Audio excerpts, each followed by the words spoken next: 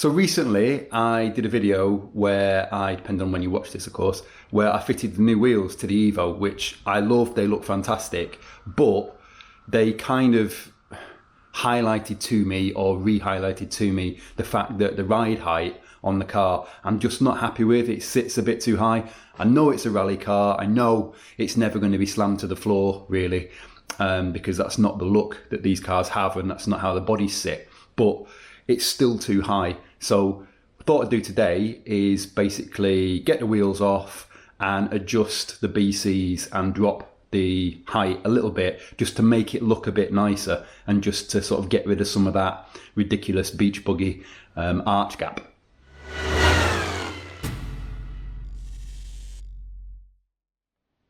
So this is what I'm on about. So if you look here, you've got probably just under 2 fingers that you can fit underneath there.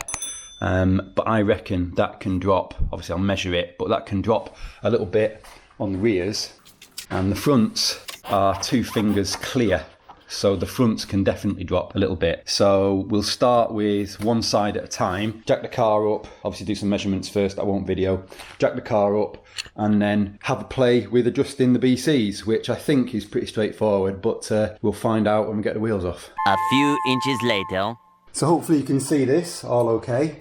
So I've measured up with my vernier caliper the distance here, which is 85 mil. So I know where I'm starting from. And I have already measured from the top of the rim to the arch with the vernier caliper. So I know where the current ride height sits. And I've worked out that I want to drop the car 17 mil on this side.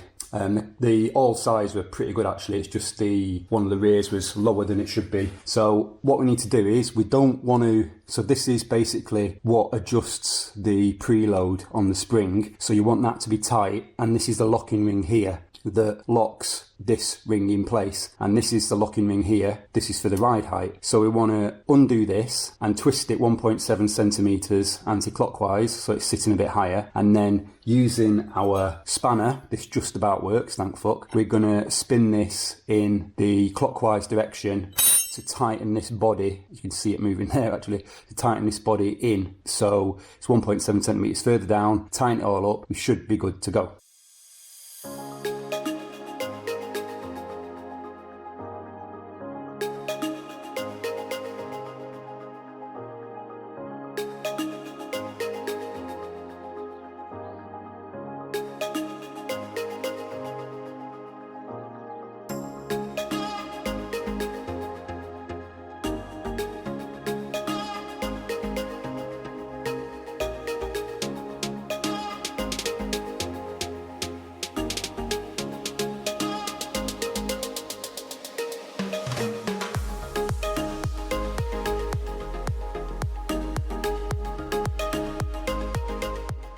Alright, so that is now, I've preset the caliper to 68 mil, and that is now bang on there. So all we need to do now is just tighten this bottom ring off,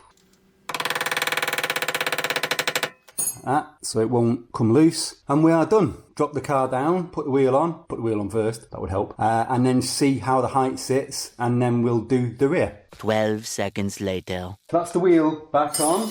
Let's see, you can already see that that is a lot less than it was, but let's drop it down. See how it looks.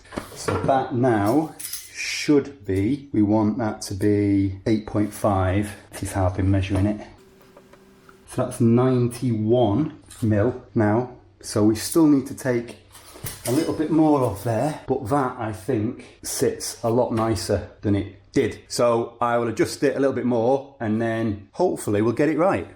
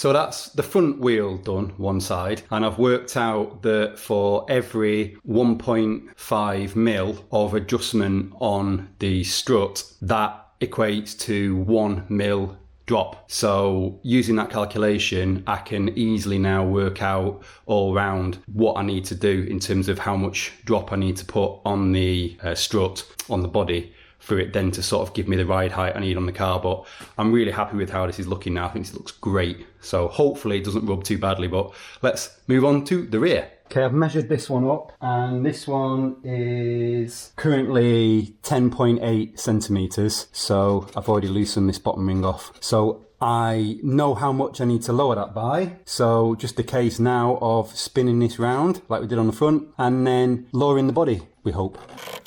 There we go. Yeah, it will move.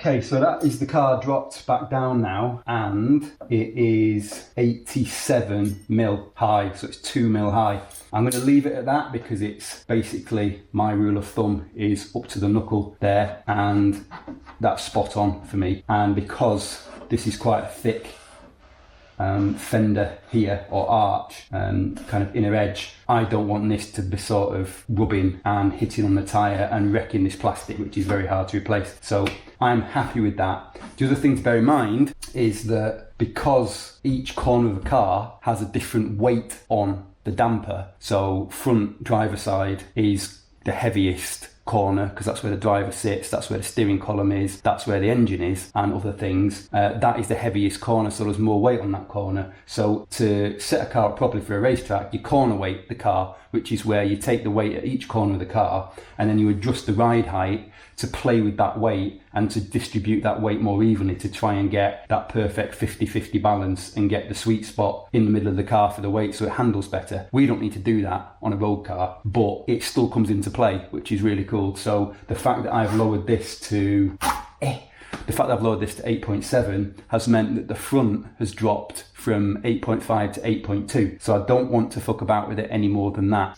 So I will now go and do the other side of the car, tighten this wheel up of course, because it's only got 3 nuts on it. Go and do the other side of the car and then come back in a second and we can have a final look at how it looks.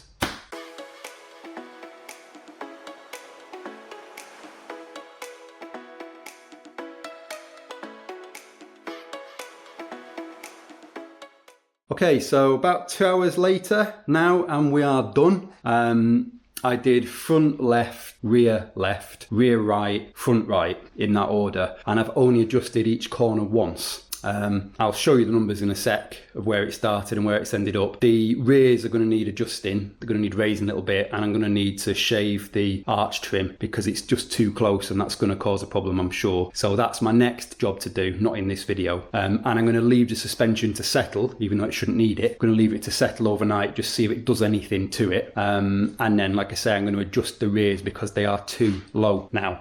But the fronts I am happy with, and the fronts are now even.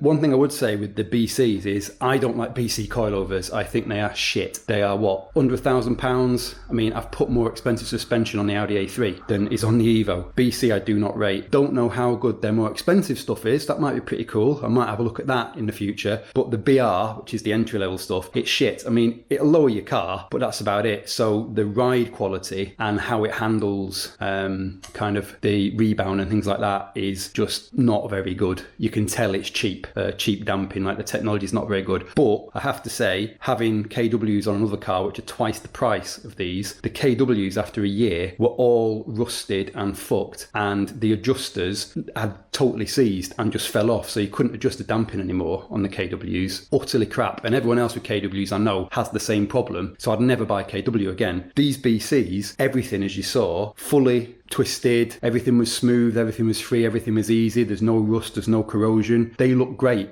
So thumbs up to BC really for that. That did surprise me. I thought that wouldn't be the case. Anyway, let us have a little look at the car now and see how it's ended up. Say, I won't do any more adjusting in this video, I'll do this at another point, but this should give you an idea really of how it looks. And obviously you've seen how to adjust them, which was the main point of the video. So yeah, so here's the front left now. You can see that looks way better. So it is just about a finger now I can get in there. So I think that's about 82, 83 mil.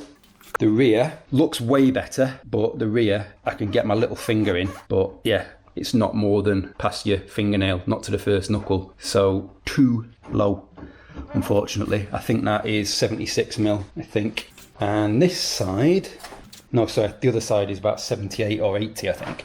This side is lower, so this side I can get like nothing in there at all. So that is too low, if you can see it.